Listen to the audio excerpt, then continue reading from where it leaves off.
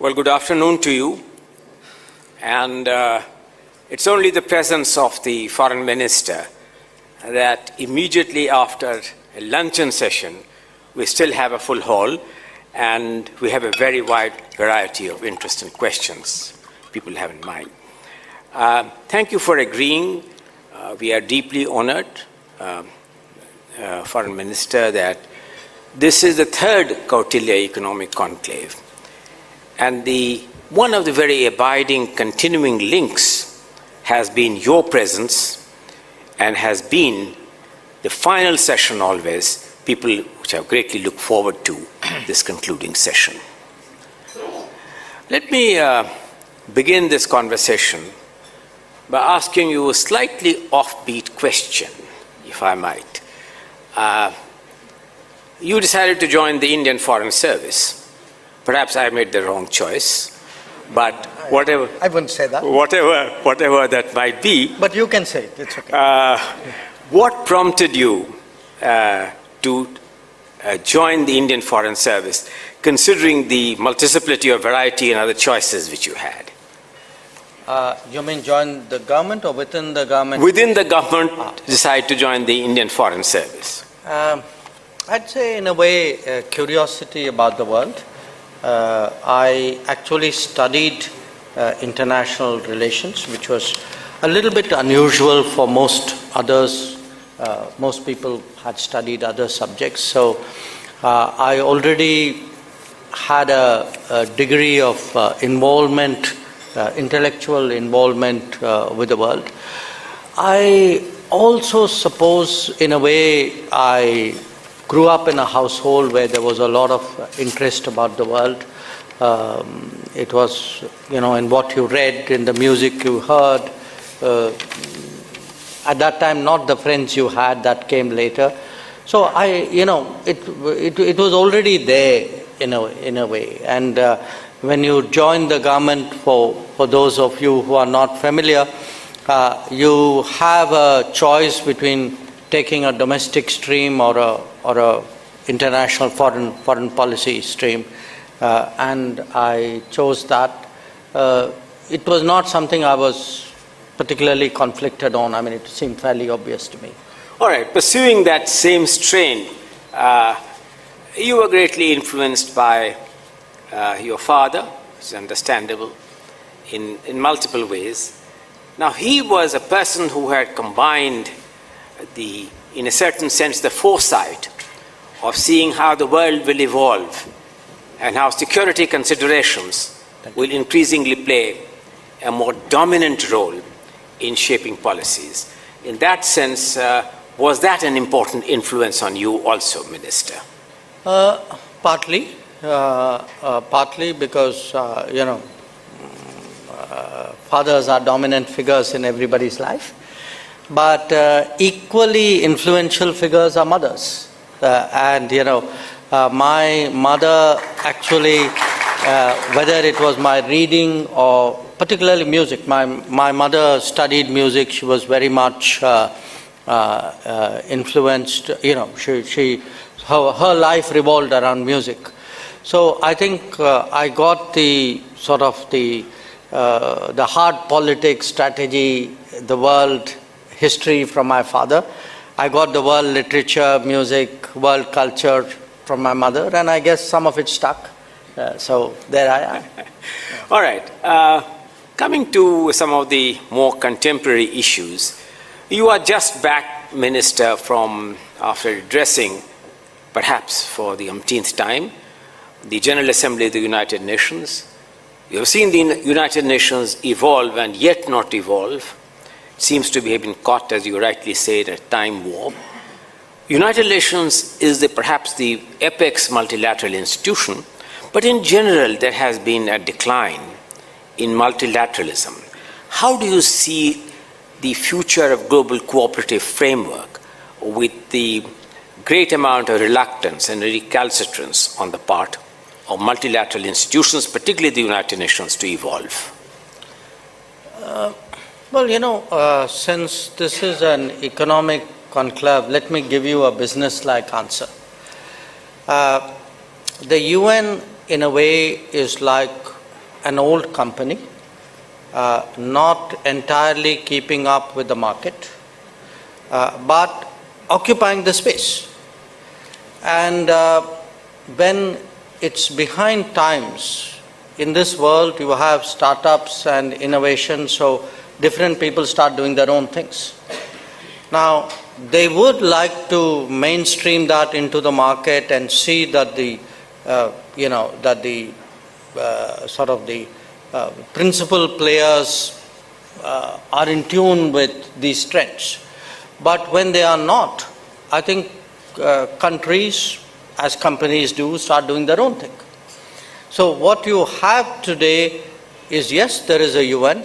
At the end of the day, however suboptimal it is in functioning, it's still the only multilateral game in town.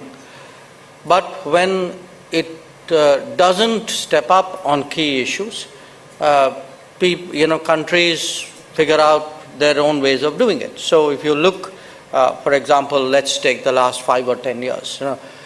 Probably the biggest thing which happened in our lives was COVID. Now, think about what did the UN do on COVID, and I think the answer is not very much. Now, you have 2 conflicts going on in the world today, 2 very serious conflicts. Where is the UN on them? Essentially a bystander. So, what is happening is that, as you saw even during COVID, countries either did their own thing, or you had an initiative like COVAX, which was done by a group of countries. When it comes to the big issues of the day, I think increasingly you find combinations of countries who come together and say, let's agree on this and let's go and do it. So you have, let us say, connectivity, and you have something like IMEC. So you have India, Middle Eastern countries, European countries, US doing their thing. You have, say, in the Indo-Pacific, how do you, look after the global commons? So you have the Quad, which does its own thing. You had even in climate action, you had the International Solar Alliance. You have the Coalition for Disaster Resilient Infrastructure, all bodies which came from outside the UN framework. So I think today the UN will continue, but increasingly there's a non-UN space, which is the active space, and I think it's telling on the UN. Well, I think that, you began your response to this question by mentioning that you will perhaps, since this is a Kautilya Economic Conclave, focus a bit on the economic aspects of it. Pursuing in that same strain, one of the very high points, which you yourself have mentioned, under the G20 presidency of India, was the arrangement which was agreed on for reforming the multilateral development banks. You have spoken about it. How do you see that in contrast, that notwithstanding the fact that the recommendations of a specialized committee was accepted by the G20, the progress and the appetite of the major shareholders has been very suboptimal? And where do you therefore see these multilateral development banks going in a larger framework? First of all, I think it was very good that in the last year and a half, we had that progress, we had that direction, that momentum. In a sense, the Brazilian presidency is picking up on it, hopes to take it forward. But because you spoke about the UN, I do want to say we came out of something called the Summit of the Future. It produced a document called the Pact of the Future, and what that entire exercise revealed was really a great sense of frustration in large parts of the world, whether actually their problems are getting heard, recognized, and are there solutions in the making. I think there's a general sense, people know by sort of gut instinct that these are where the solutions lie, and which a large part of it is the MDB reform. But again, here's the reality. The reality is that in global politics there is, at the end of the day, limited bandwidth. There are one or two issues which suck up much of the oxygen. I think we've seen that now for 2.5 years in Ukraine and in the last year in the Middle East.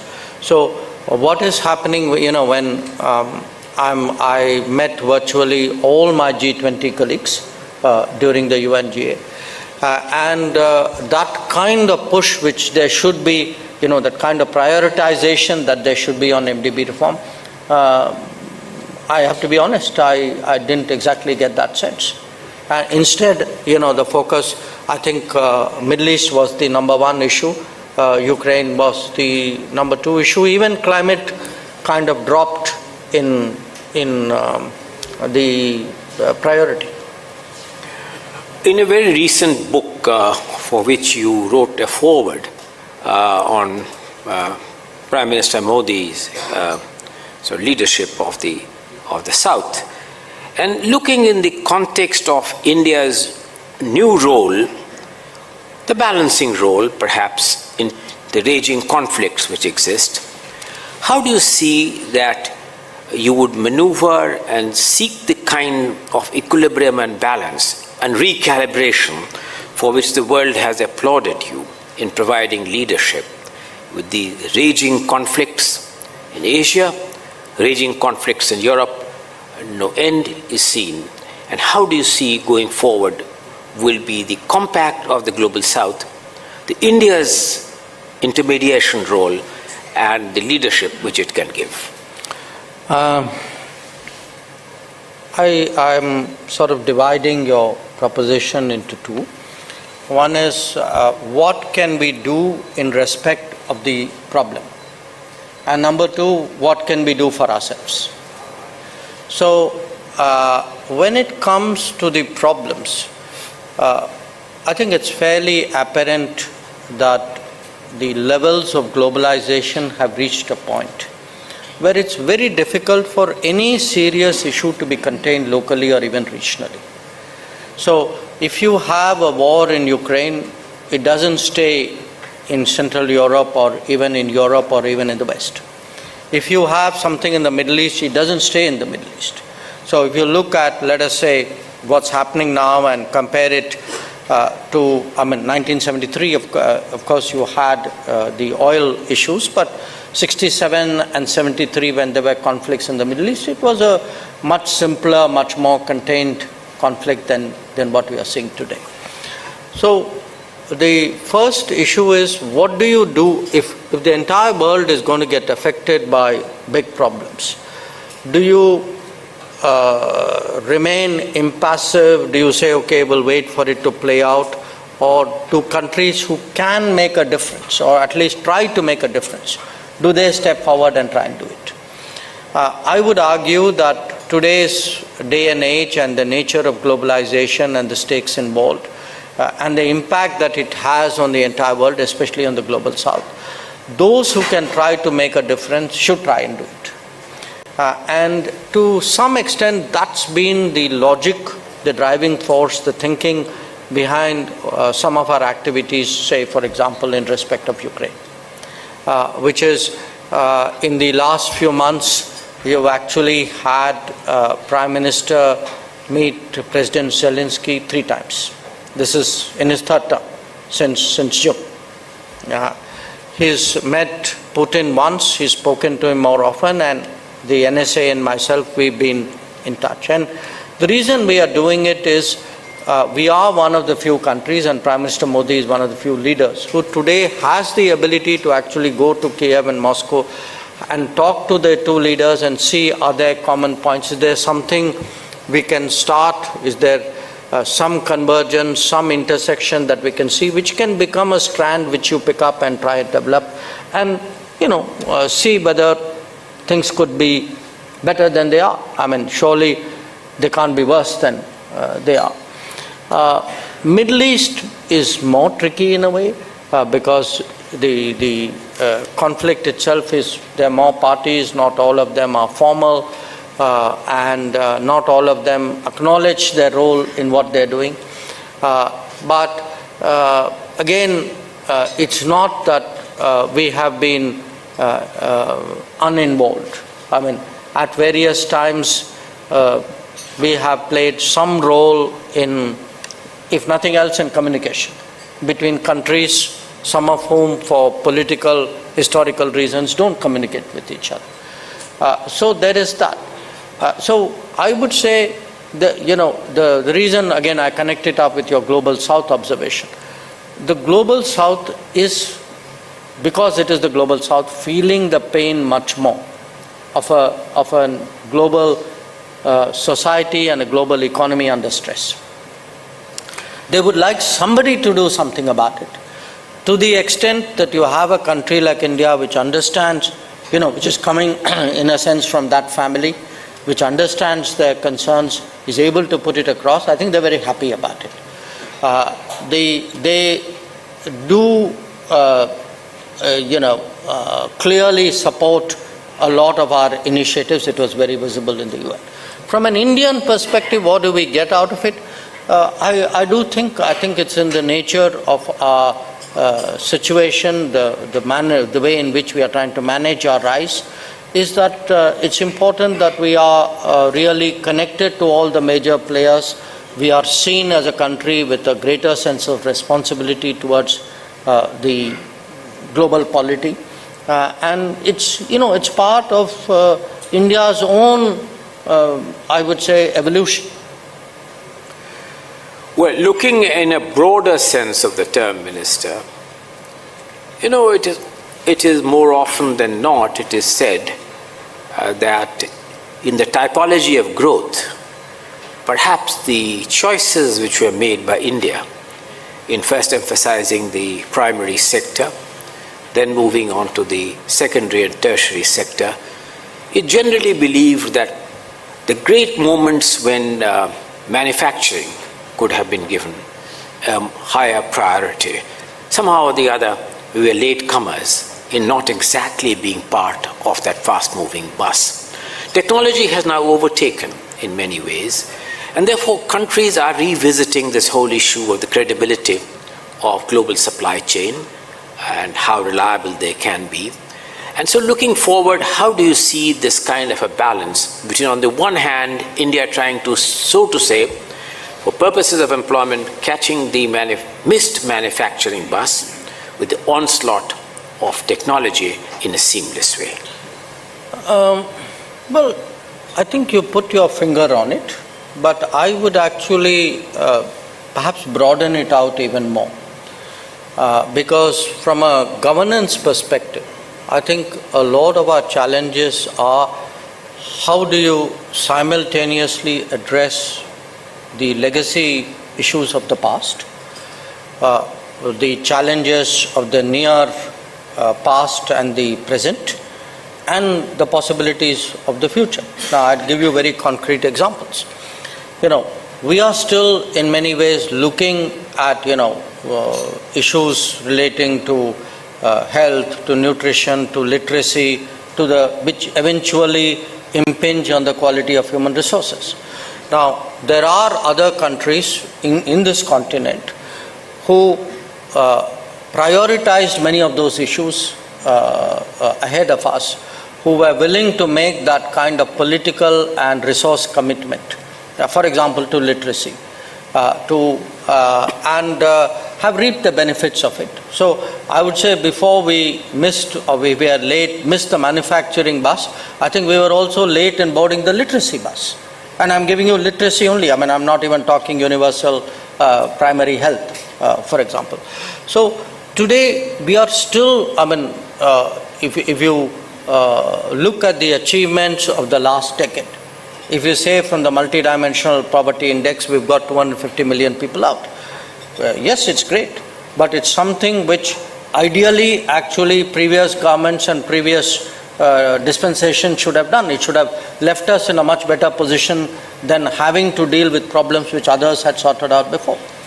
I mean, the same would apply in many of the big initiatives we are doing, piped water, electricity, etc. I mean, these ideally should have been tackled by now. Okay, it doesn't matter, we've inherited it, we are now dealing with it. Now, the manufacturing, I would say, is the near past and in a way the present. Yes, I think, missed the manufacturing bus, the kind of opportunities we could have had much earlier. If you had done the earlier bit right, would have positioned you well. And I think it's important to recognize, because without a large country which doesn't have manufacturing is not in the right position then to deal with technology. If it is our assumption, rightly, that we are looking today into a different world, a world which is much more tech-centric, then that kind of contribution and that kind of benefit you cannot reap if you don't have an industrial culture, and that kind of industrial culture won't come if you don't have the manufacturing. So if you see the totality today of what the government, the Modi government is trying to do, you are looking at the quality of human resources, very basic things from nutrition onwards to housing. You are looking at the kind of infrastructure. We also missed the infrastructure bus. That catching up on infrastructure, doing, one of the big decisions taken in these first 100 days of the government was to create 12 big industrial zones in this country and tie that up with appropriate infrastructure.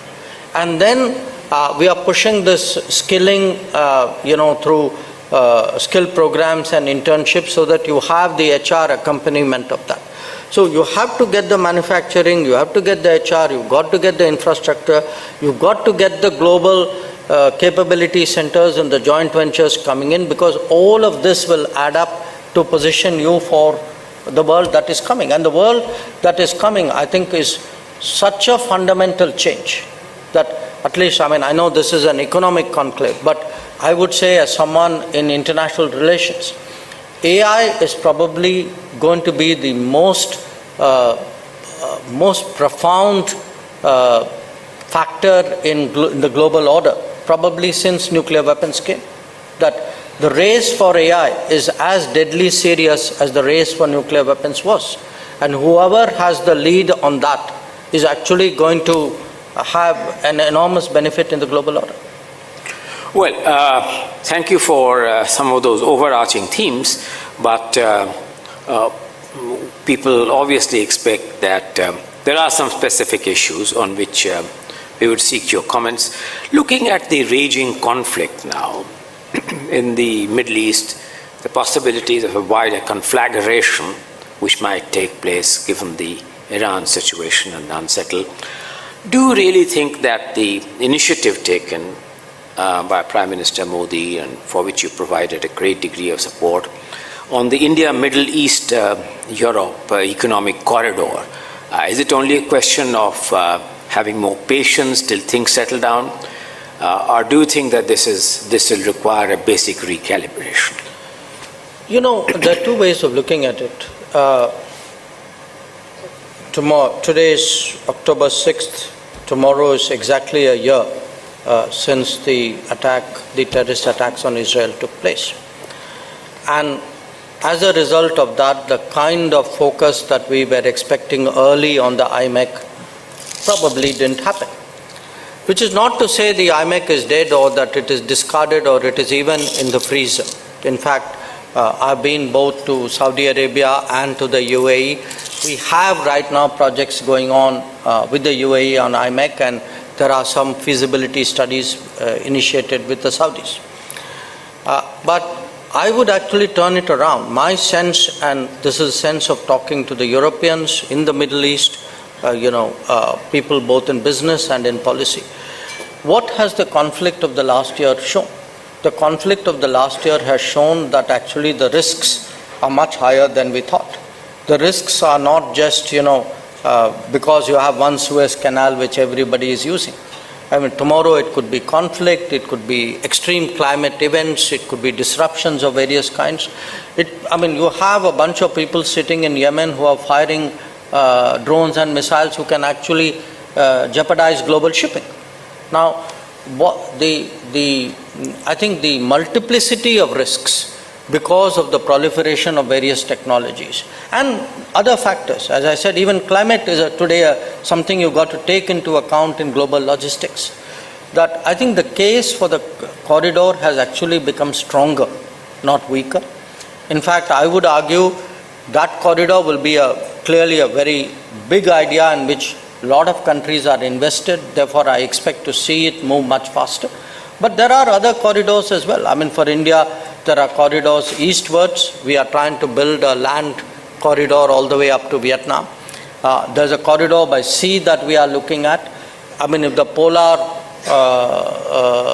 polar melting actually is going to again open up passages which could not have been envisaged.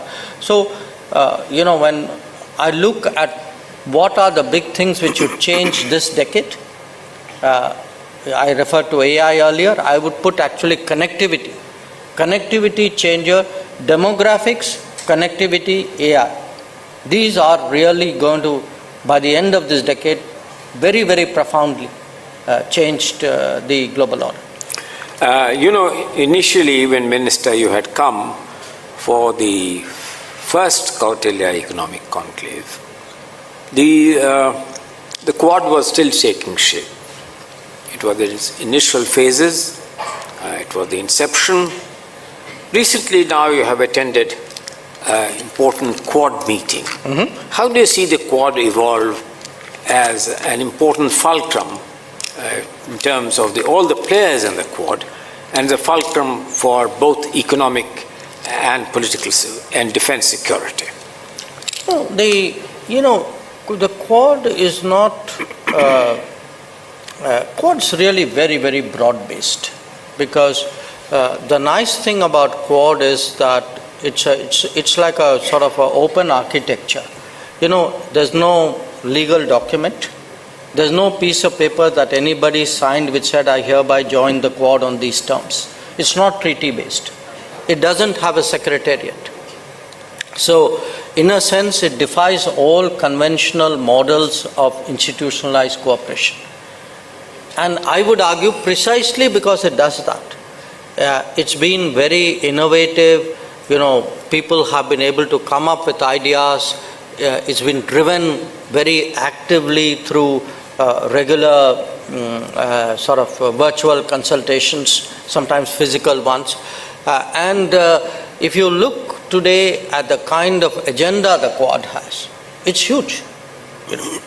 I mean, it's from, I would say, from telecom and connectivity and, climate action projects, to education, to technology, to maritime safety, security. We would have maybe at least 50, 60, 70 different domains today covered by the Quad. So what it has done, is it's partly because I think multilateral has failed, plurilateral has come into its own. And in this particular case, I think the fact that it's not a treaty-based organization, I think has been very, very helpful for its growth. Today, I would actually regard Quad as one of the really key mechanisms in the Indo-Pacific. And I can see that that perception is increasingly shared by other countries. So many other countries want to have to, are interested in interacting in some way with the Quad. In a couple of weeks from now, you would be, Minister, going to travel to Kazan to participate in the next meeting of the BRICS. Mm-hmm. The BRICS has expanded and the room is increasingly becoming more crowded. Do you think that with the expansion of the BRICS, to which we supported the expansion of the BRICS also, it will still remain a meaningful kind of, at least a meaningful kind of a way in which you can have conversations, come to conclusions, and hopefully thereafter some policy which would be relevant? Yes, I think we do. I think it's a bit like, those of us who are members of clubs, it's very rare to be a member of a single club. A lot of us like to go to different clubs. Each club has its own special points. So I think the BRICS is a different combination. The membership is different. The atmosphere is different. The agenda is different. The Quad is different. Now, if we have the ability to go to more clubs, I would say that's good for us. So the expansion of the BRICS, because there's huge interest. I mean, we are looking at how do we take that expansion further in the coming BRICS meeting, which doesn't necessarily mean more members, but the fact is that the interest that countries show today in joining BRICS also tells us something. It tells us that many others today want multiple options. They want to have a larger spread in terms of their relationships. I think that's the world we are moving into. So it is a world, when we say, look, it's not just the UN that is getting old. I think the global order itself is getting old. So the kind of what was the norm of the 1940s and 50s, that you have alliances, that you have written documents, that you have clearly defined obligations, you have exclusive relationships, that you will only work with those set of people and not with these set of people. I think all of this is changing. So again, I cannot overstate to you today the cumulative impact of the forces of change. Technology is changing, connectivity is changing, the economy is changing, the international relationship, and they're all playing on each other. We are gratified that you just returned from Sri Lanka yesterday or this morning, I don't know, but thank you very much that immediately after that you have spared your time. What do you see the Sri Lankan economy, considering the fact that it's a very important integral part of our entire framework of regional cooperation?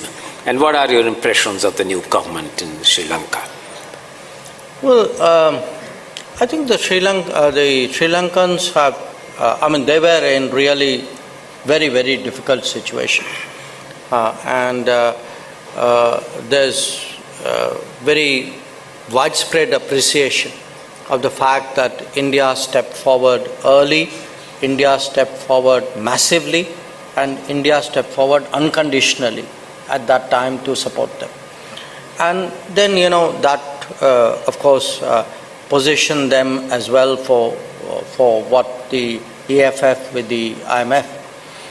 Now, they are midway through that program. It has its, it has its discipline, it has its requirements. So that's for them, to deal with. In fact, when I was there, the IMF team was also there. But where we are concerned, we are one of the co-chairs of the OCC. We've been very supportive of the need for Sri Lanka to be, facilitated through this. And obviously, the Sri Lankan government has its responsibilities as well to fulfill. Now, in terms of the impact of the new government, it's hard to say because you had the presidential election, the parliament elections are due on the 14th of November.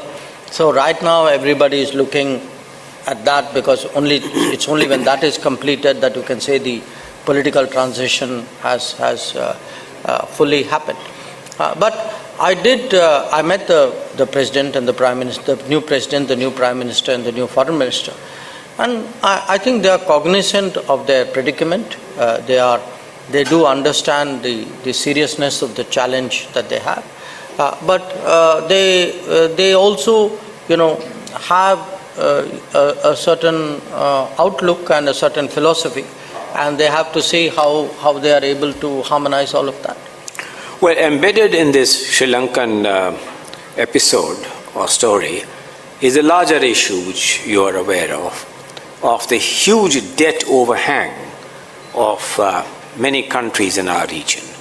And that, of course, requires a concerted solution and an orderly solution. Equally, I think there are other challenges in this region. You would have had contacts with the newly formed government in Bangladesh during your stay in New York and elsewhere. And what are your thoughts on the going forward on the Bangladesh-India equation? Look, that's different from Sri Lanka, obviously. When I was in New York, I met their advisor for foreign affairs, and we had a discussion, and the summary of it was really, on their side, stress on the importance of cooperation with India. On our side, affirmation of the fact that we believe structurally our relationship is so strong that there could be political ups and downs, but we think that the structure is sound enough to absorb all of that. Now, exactly how we're going to go forward in the relationship, I think that remains to be worked out, because the main contacts we've had are really the meeting in New York and what our ambassador has been having in Dhaka. So I think it's a bit early for me to really predict the course of that. But by and large, I would say this, that if you look at our neighborhood, with one notable exception, countries of the neighborhood in the last decade actually have regionalized much more deeply than they have done in the last 7 or 8 decades, since independence for us. And the impact of that and the impact of the size of the Indian economy and the willingness of India really to step out and do things for its neighbors and for the rest of the world, I think that is today shaping people's thinking. That whether it was Sri Lanka in economic distress, or the fertilizer shortages after the Ukraine war started, or the vaccine demands during COVID, there is that broader regional sense, okay, there's an India, we can ask India, it's a country that is there for us. And I would say in that sense, we are both a lifting tide as well as, it's a paradoxical metaphor, but a ballast as well for the region. Well, you did make the remark en passé, and without, I will be more specific, with one exception. But Foreign Minister, you're traveling to Pakistan after a long time. No doubt you have clarified, papers have carried it fully, that you're only going to talk about the framework of the Shanghai Cooperation Council, for which you are primarily going there. But frankly speaking, although diplomacy is inscrutable, opaque science and art, is it possible to keep the bilateral completely distinct from the other sort of issues which our relationship has been bedeviled with? Well, look, I'm going there for a job, for a certain responsibility, and I take my responsibility seriously. So I'm going there to represent India at the SCO meeting, and that's what I'm going to do. All right. I cannot end this conversation before I open it up for some questions without, of course, recognizing the presence of the one and only Professor Jagdish Bhagwati, who has come to listen to you, and is a quintessential supporter and spokesman for a freer world, having written powerful books on it, including the one which he wrote in the Globalization and Defense of Globalization, as a kind of a rejoinder to Stiglitz's book earlier, which had talked about globalization and its discontents. The fact remains, Minister, that the world is becoming increasingly more and more protectionist and seeking to impose barriers. In such an increasingly more protectionist world, and notwithstanding the presence of Professor Bhagwati, how do you see the future of international cooperation and globalization going forward? I think, and I'm not trying to split the difference here. At one level, actually, the world is getting globalized deeper and deeper because the supply chains are getting increasingly transnational. I mean, nothing serious is necessarily made in one country anymore. There are obviously big countries would be an exception to some degree. But on the ground, therefore, you have this interdependence, and on the digital era also an interpenetration. That what you say, what you use, what you process, what is recorded, also much of it doesn't anymore stay within your national boundaries. On the other hand, you have a sort of a social and political backlash against globalization because the manner in which globalization has been conducted for the last 25 years has led to a sense of job losses and a sort of dissatisfaction with quality of life in many societies. And that's translated into politics. So I don't think you're going to get a clean answer saying, is this going to win or that going to win? I think they're going to coexist with a lot of tension between the two. There's a third factor, which is that, globalized trade is not just globalized, it's also weaponized. So when trade is weaponized and finance is weaponized, people will take defenses against that. So one reason for protectionism, or I would say at least supply chain cautions or trusted digital certifications would happen because there is an element today, national security has become a very pervasive filter through which economic transactions are now viewed. And the more economic transactions become technology transactions, the national security filter will only grow stronger. So I would argue that, let's look for efficiency, let's look for a sort of a smooth, well-functioning, well-oiled economic system. I think that era is behind us.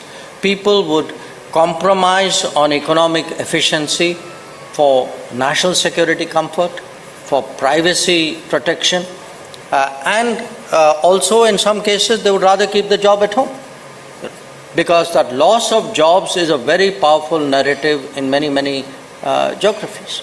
So you are going to get, in a sense, the realities of globalization are going to collide with the forces of protectionism or globalization caution or hedging, call it what you want. And I think that's going to be a big part, that is already a big part of international relations. And most of all, you can see it played out between the US and China. Well, Minister, with your permission, there are some questions, and if we can keep your questions very brief. Yes, Lord Nicholas Stern.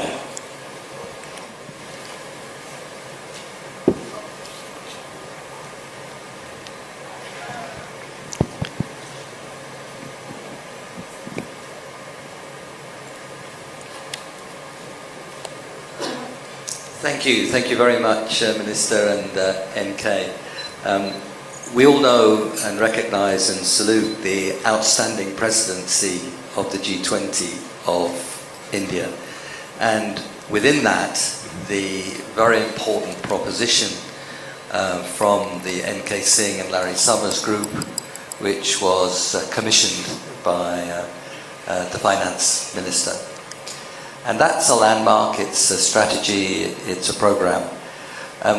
Could you describe how you see India building on that, taking that forward, and in particular pressing the shareholders of those institutions to themselves press for the implementation of that plan? Because as we all know, the consequences for investment and sustainable investment around the world could be tremendous. In particular if they work well with the private sector. But could you explain how India plans really to take that great success forward and into implementation? I can take 2 or 3 at a go. All right. Professor Alan Kruger. Thank you. Thank you very much, and thank you, Mr. Minister, for an excellent talk. Very interesting and very encouraging about the way things are going and thinking about foreign policy. I was interested in your question about, or your response to NK's question about the international system and then the protectionism and all that, and agree with most of it, but I have a question beyond that. And that is, it has always struck me as strange that it was the big country in the world, namely the United States, that led the move after the Second World War for an open multilateral trading system subject to the rule of law. And the rule of law, of course, is to protect, helps when it's enforced to the protection not of the biggest, because they could be bullies, but everybody else. But now that things aren't going well, as they should, as you would like them to, what's happening is that everybody's saying this is terrible. Everybody's saying that my country, the United States, has made some mistakes, which I think it has. But meanwhile, other countries are individually fighting and individually protecting themselves. And I cannot quite understand why a country such as India could not take leadership in uniting all of the rest of the world in saying, look, we want to keep open. We want to keep the rule of law. Yes, there are a few things that are needed for national security, but not everything. And right now, at least in my country, every protectionist in the whole country is running and using national defense as an excuse. And I think that some kind of multilateral move on the part of almost everybody, let us call it the world -2, could really make a difference in this, and that it's a ripe thing for India, which has been a leader right along internationally, to seize the leadership and to articulate the benefits to everybody of this. And right now is a perfect time, I think, because we already have the epidemic, that was shown to be worldwide and to be something we cannot individually solve. We already have other things, the climate issues, which cannot be solved on an individual basis. Why do we not get a coalition, instead of everybody fighting and running in their own corner to defend it, to move together and coalesce, maybe ignoring the two big bullies in the room? I think that. I'll take one more. Yeah, all right. Yes, please.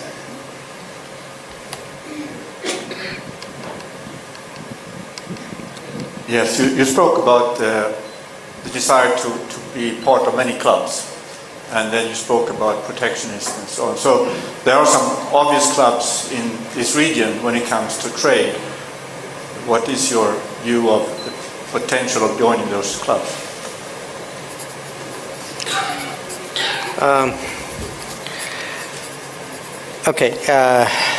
Next question. Look, I think what Larry Summers and Kissing did was fantastic. Okay, they created a certain template, a pathway, a very serious prospect of how do we tackle what has long been debated. Your question is actually the next step. So what do we,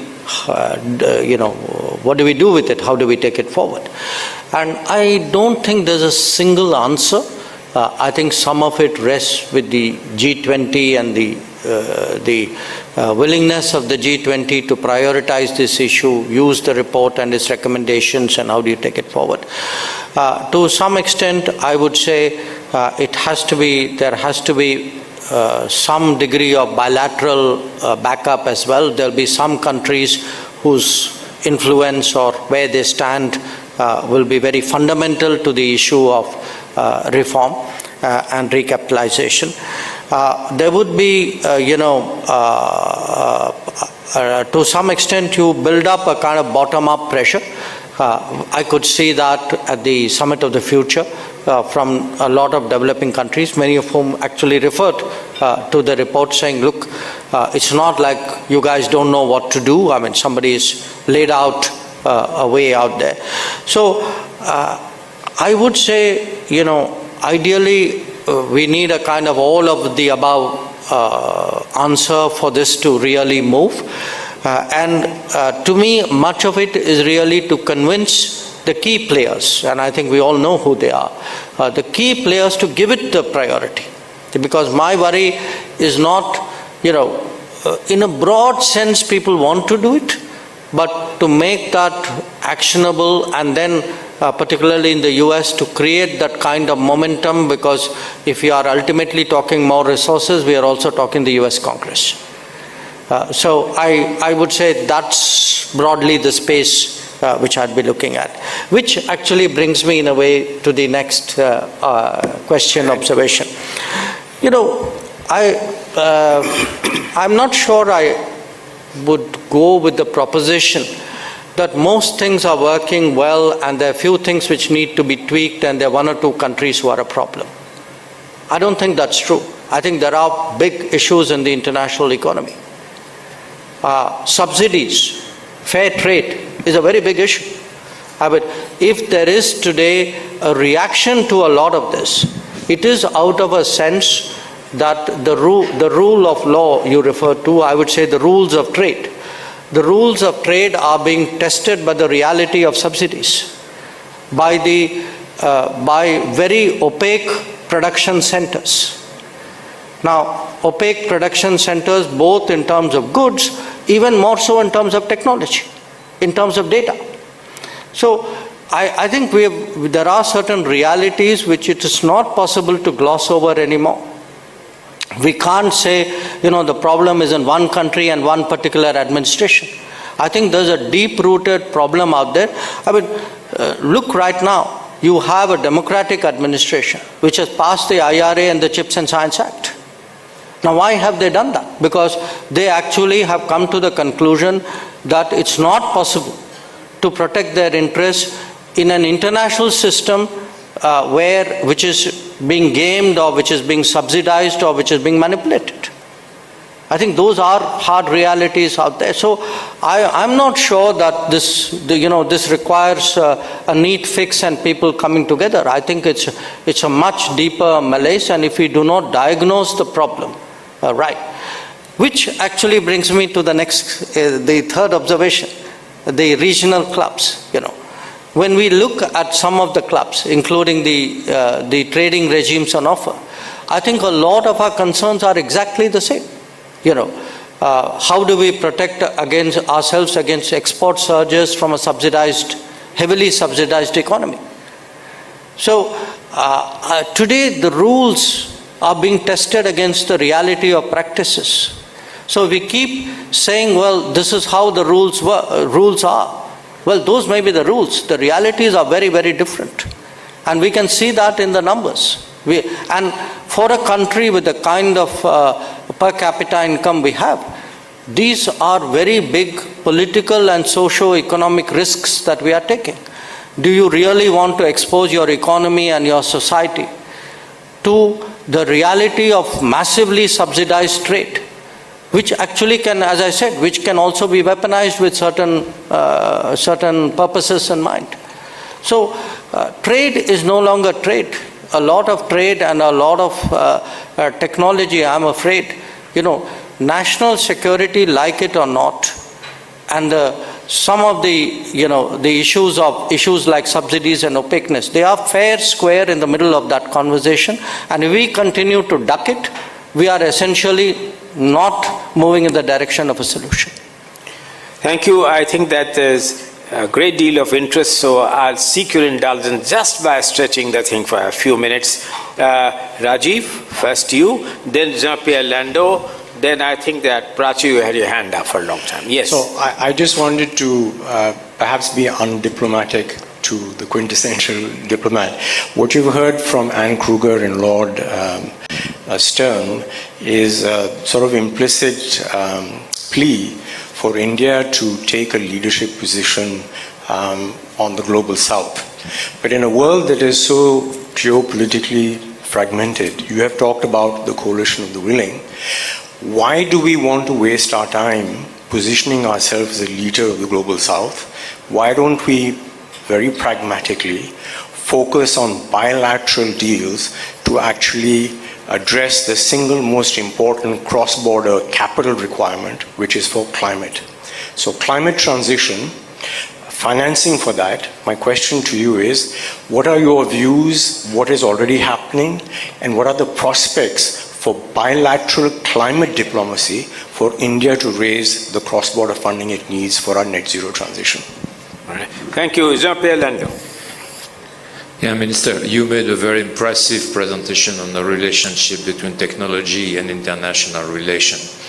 Now we're coming to the age of artificial intelligence. It's coming much faster than we had expected a few years ago. India will play a leading role in that field. Do you think it's time for some governance initiative, international governance initiative of AI, or is it too soon in the technological process to think of it? Okay, Prachi?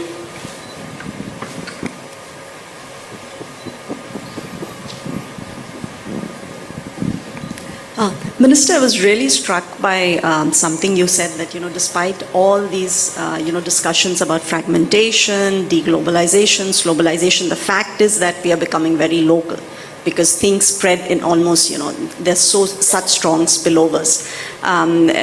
So, that said, I think the world is getting divided into blocks, as you mentioned. So I was just wondering, next month, November 5, is a big global event, as you know. And, if Trump gets elected, which is, equally likely than not, how are we thinking about it? And do we, is it going to be more black and white relative to what it is now?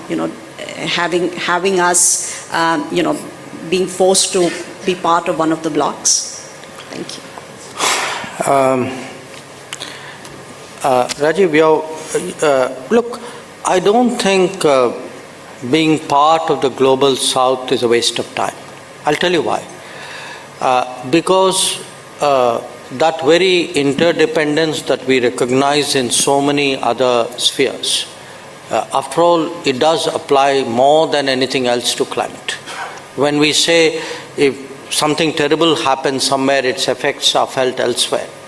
So I'm not sure that on climate action, either practically or in terms of, I would say, a certain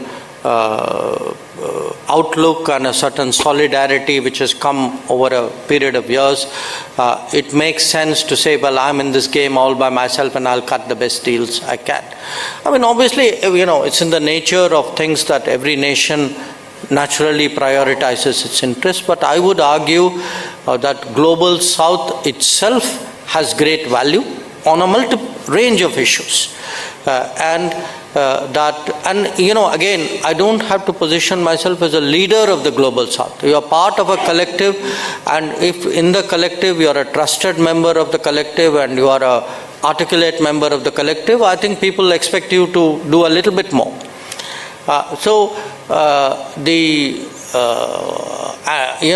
Again, I'm not entirely sure that some of the answers can be found bilaterally. So I would argue that yes, there are, forget bilateral, there are a whole range of unilateral solutions. There are clearly bilateral solutions. I mean, this month, for example, we will have our India-Germany consultations, and in the India-Germany agenda, climate actions and climate-related projects have a big there's a certain salience. It's to me not either or, and I'm really not comfortable with the idea that you walk away from the global south. On the contrary, I see value. On AI, yes, there are already discussions about guardrails. I think governance may be a bit over the horizon right now, but clearly something so profound is going to require, at the minimum, some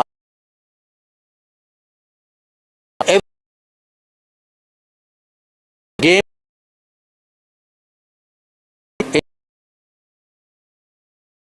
have an international order which is able to communicate with each other, and you have organizations. There is an attempt made to find some kind. So I can't imagine that the world will say something so big, let's leave it to a very Hobbesian solution. I think there would be an inclination to find at least a minimum kind of landing ground on that. On the issue, look, again, yes, there is the paradox that even as conversations and actually policies and realities about countries strengthening the national capabilities has grown. And IRA and Chips and Science Act are two very prime examples of it. There are still, these are not without the global supply chains.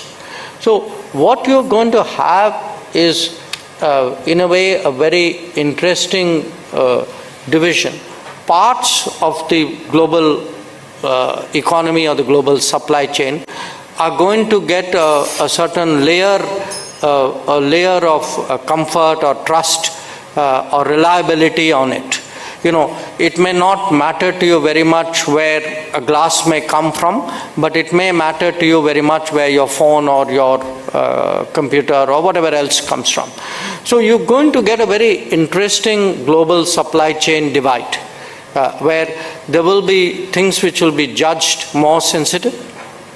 Now the problem with that is the world of AI is going to erode that very fast. But nevertheless, it will stay. And right now, you can see, for example, like electric mobility. Electric mobility is now neither seen as electric nor mobility, it is seen as data. How do you protect the data emerging from that? So now you spoke about one possibility of the two in the American election. But I stress to you, look back over the last 5 years.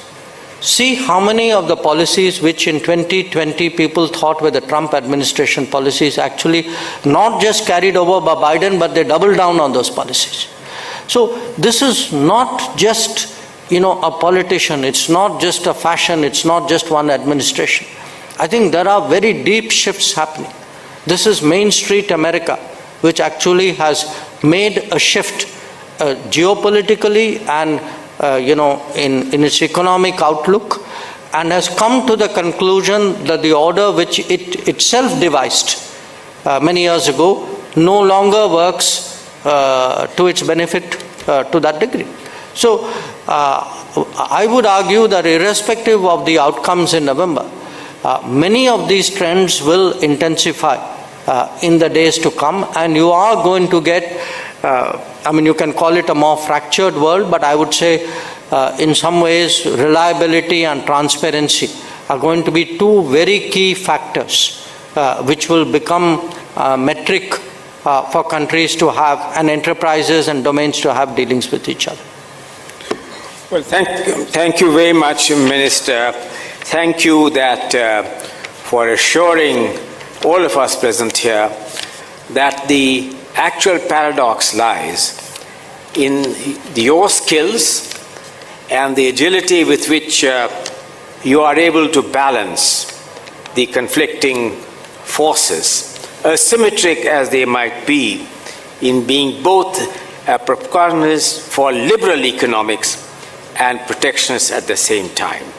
We do not end this today with the kind of a sense of frustration which you mentioned earlier visits many parts of the United Nations, but a sense of optimism that the conduct of our overall international and foreign policy is in very, very skillful hands, which is able to balance these asymmetric forces with which you make India and all of us proud. All the very best to you, Minister.